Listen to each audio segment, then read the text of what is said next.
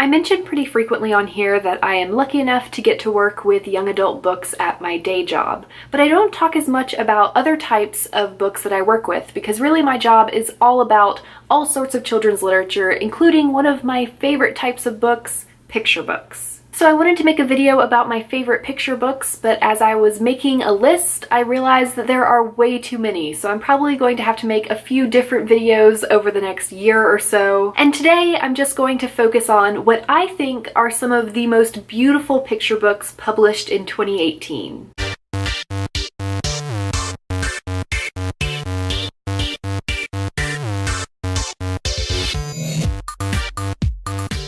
The first picture book on my list is A House That Once Was by Julie Fagliano, illustrated by Lane Smith.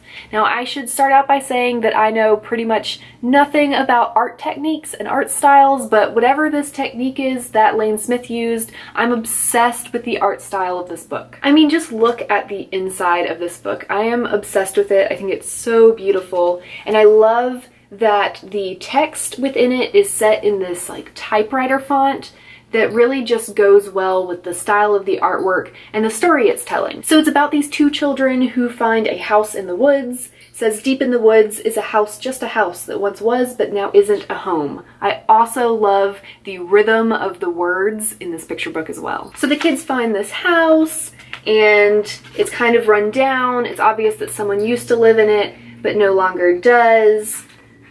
So then you see them climb inside. And so they find like the inside of this house that's been abandoned with all these like relics of the people who once lived it. The children ask, who was this someone who walked down this hallway, who cooked in this kitchen, who napped in this chair? Who was this someone who left without packing? Someone who's gone but is still everywhere. It's kind of haunting. But then the children start imagining the people that could have lived in this house, and then there's a whole different style of gorgeous illustrations whenever they're imagining things. So I'm just obsessed with the artwork and the text. It's all around just a fabulous picture book. Next is Drawn Together by Min Lee. It is illustrated by Dan Santat. Once again, it's a book with really cool illustrations. So it's about this little boy who gets dropped off at his grandfather's house for the day for them to spend some time together. But his grandfather does not speak English and the little boy does not speak Thai. So we see the two of them with their cultural differences and their language differences. They can't really communicate with each other.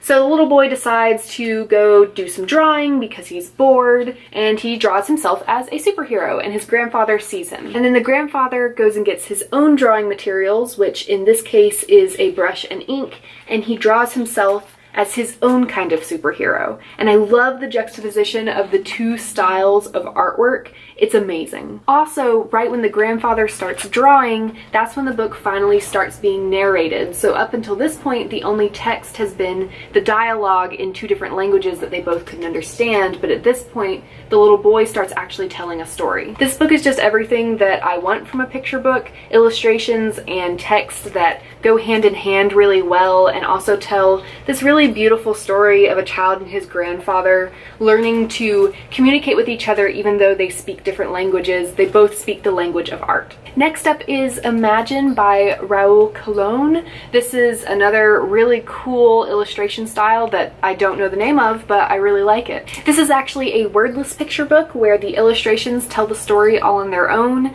This is part of what I love about picture books, about really good picture books, is that even when there is text, the illustrations also tell a whole part of the story that the text doesn't. So you have to look at the pictures and the text to get the full story and to learn everything that the illustrator and or writer are trying to tell you. But in this case, it's just illustrations telling the story.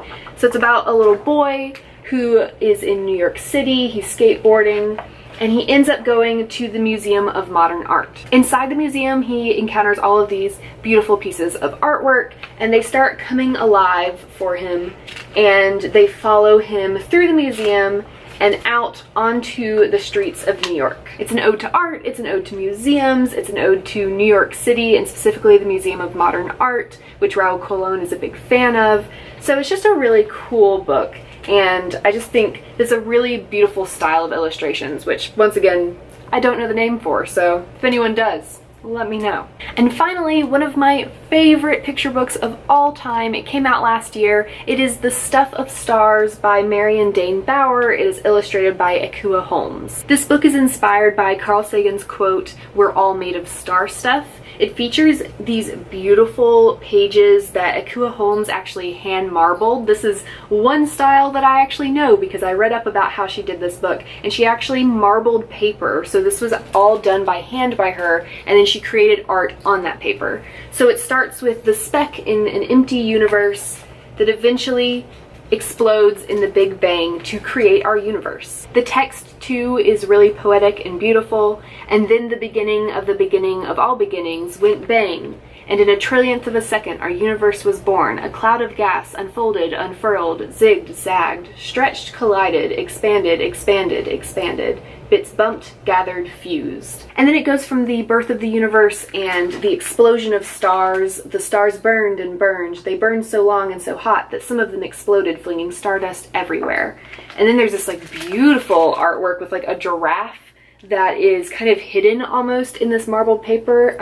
This is probably one of my favorite pages in the whole book. And then the planets are born along with our Earth, which is the perfect spot for life to evolve and grow. It's a beautiful poetic picture book about science and the origin of life, which I think is really cool because I haven't seen a lot of that. Definitely not in an artistic, poetic way like this. But then it gets personal. So this page reflects that very first page with the speck in the empty universe. But this time it is then one day in the dark, in the dark, in the deep, deep dark, another speck floated, invisible as dreams, special as love. And it grows inside and becomes a baby who is born. And so it becomes this personal story about the child who is reading this picture book. You and me loving you.